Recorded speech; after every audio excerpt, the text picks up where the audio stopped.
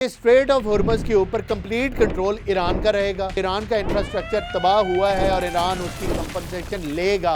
पैसे के ऊपर भी बात होगी। ये एक मेन पॉइंट है और ये ईरान का राइट है।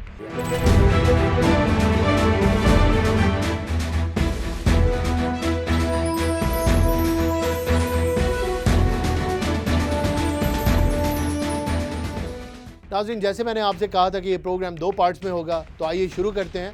ये है प्रोग्राम का दूसरा पार्ट। मैं आपको कुछ ऐसी चीज़ें बताता हूँ जिनके ऊपर जो ईरान की तरफ से आने वाली हैं या ईरान समझता है उसके लिए ज़रूरी हैं और वो ठीक समझता है। इस पोजीशन में जिसमें ईरान है, वो कहता है कि स्टेट ऑफ हॉर्मज़ कहता है, सोचता है या कहेगा, शुड आई से दिस, कि स्ट्रेट ऑफ हॉर्मज़ के ऊपर कंप्लीट कंट्रोल ईरान का रहेगा।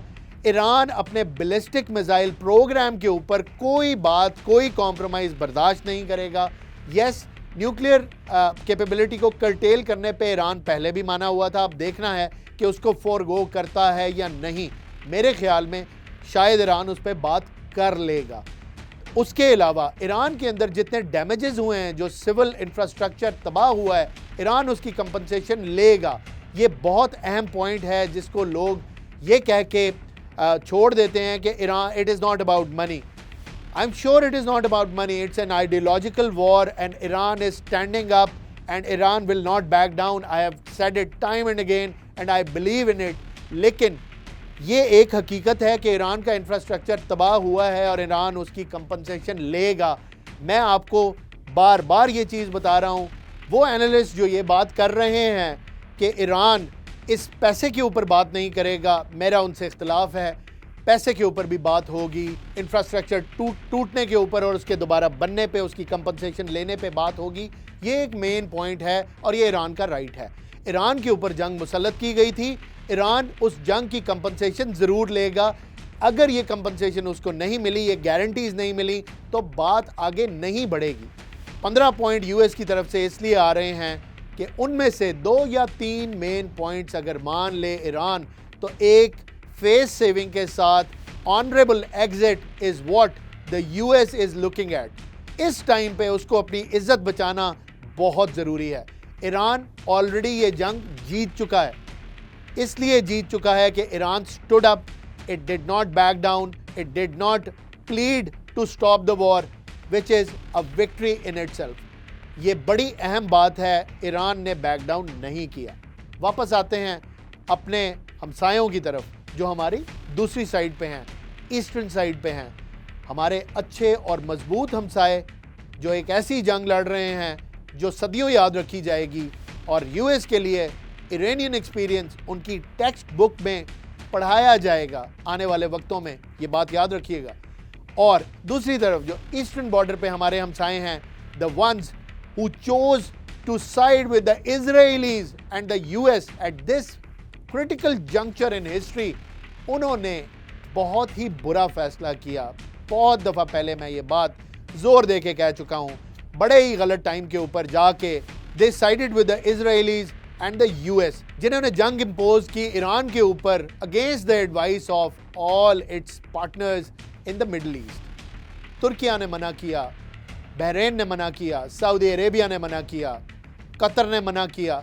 सारे मुल्कों ने यूएस को इस एडवेंचर से मना किया, लेकिन यूएस ने किसी की बात नहीं सुनी और कीमत अदा की पूरे मिडिल ईस्ट ने, जीसीसी कंट्रीज़ ने, और सबके ऊपर अटैक हुआ। 50% of the attacks by Iran were carried out on UAE. ये सारे का सारा टॉल अमेरिका और उसके इत्तेहादियों ने बेयर किया। To what and?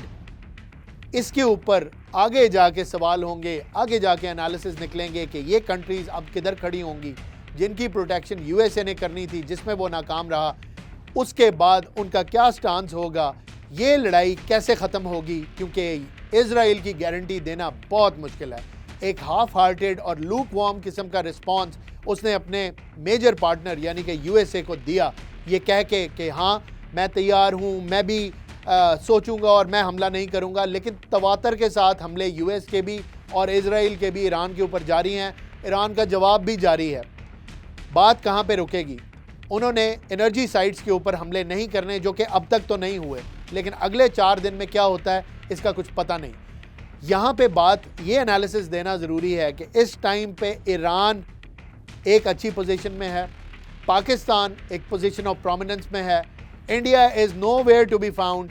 जिस ग्लोबल रोल को उसने अडॉप्ट किया था, पूरी दुनिया ने उसको दूध में से मक्खी की तरह निकाल के साइड पे फेंक दिया। इंडिया इस टाइम पे आइसोलेशन में है, कोई मुल्क उसको पूछ नहीं रहा। इंडिया में इस बात के लाले पड़े हुए हैं कि अपने लोगों को पेट्रोल कैसे दें, क्योंकि आबनाए हुर्मुज़ की बंदिश के बाद इंडिया बहुत बुरे तरीके से इफेक्ट हुआ है।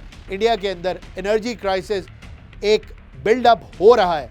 तो कहाँ एक ग्लोबल रोल में इंडिया आने का ख्वाहिशमंद था कि मैं दुनिया में पीस प्रमोट करूँगा और पीस फैलाऊँगा और मैं सबसे बड़ा पीस मेकर हूँ, वहाँ से लेके एनर्जी क्राइसिस तक का सफ़र, यानी उसका रोल लोकलाइज्ड और डोमेस्टिक हो गया फ्रॉम इंटरनेशनल। कहाँ मसले हल करवाने थे दुनिया के और कहाँ अपनी आवाम को पेट्रोल देने के मसले में इंडिया आज फंसा हुआ नज़र आता है। तमाम इंटेलेक्चुअल्स, तमाम पॉलिटिशियंस, तमाम जहन रखने वाले बंदे नरेंद्र मोदी को बद्दुआएं दे रहे हैं और गालियां दे रहे हैं कि तुमने क्या स्ट्रेटजी बनाई, क्या फॉरेन पॉलिसी बनाई, इंडिया को कहां से कहां लाके खड़ा कर दिया और अब हम क्या करेंगे। ये तो इंडिया का मसला है। पाकिस्तान ने कभी ये कोशिश नहीं की कि इंडिया को इस तरह से आइसोलेट करें। हम सामने से अटैक करने वाले लोग हैं। अगर जंग इम्पोज की जाए तो जवाब देते हैं, डिप्लोमेसी करनी हो तो डिप्लोमेसी भी कर सकते हैं, इस चीज़ को हमने साबित किया। जंग करनी हो, इम्पोज की जाए, जवाब देना हो तो बड़े अच्छे तरीके से दे सकते हैं। पाकिस्तान मई 2025 के बाद से लेके आज तक हर उस चीज़ का चैम्पियन बन गया जिस चीज़ का चैम्पियन बनने का क्लेम इंडिया किया करता था। वो सब कुछ जो इंडियन एस्पिरेशंस थी, जो इंडियन टारगेट्स थे, जिस पे इंडियन क्लेम्स थे, वो सारी की सारी चीज़ें अब पाकिस्तान के पास हैं। और वो सारी चीज़ें जो पाकिस्तान को इंडिया कहा करता था, वो खुद उनका शिकार हो गया। सब कुछ होते हुए भी सब कुछ खो बैठा। ये एक फैक्ट है, ये रियलिटी है। ये मैं नहीं कह रहा, ये हिंदुस्तानी खुद कह रहे हैं। आप इस चीज़ को काउंटर एंड वेरीफाई कर सकते हैं। मैंने आपके आगे रीसेंट सिचुएशन पेश की जिसके अंदर पाकिस्तान के हवाले से यूएस, ईरान, इजराइल जंग का जिक्र हुआ और पाकिस्तान के ही हवाले से इंडिया में मचने वाले कोहराम का जिक्र हुआ। वो फॉरेन पॉलिसी जिसके ऊपर इंडिया पाकिस्तान को ताने देता था कि तुम हो किसके साथ, वही फॉरेन पॉलिसी बेहतर निकली। हम सबके साथ हैं और सब हमारे साथ हैं। मेरा क्वेश्चन इनसे ये है, तुम किसके साथ हो? इजराइल के और अमेरिका के? और तुम्हारे साथ कौन है? इजराइल और अमेरिका जो मदद मांग रहा है पाकिस्तान से। Very good, good foreign policy, you are doing great, I wish you best of luck. इसके साथ ही आज का प्रोग्राम खत्म करता हूं। मुझे इजाजत दीजिए, अल्लाह हाफिज।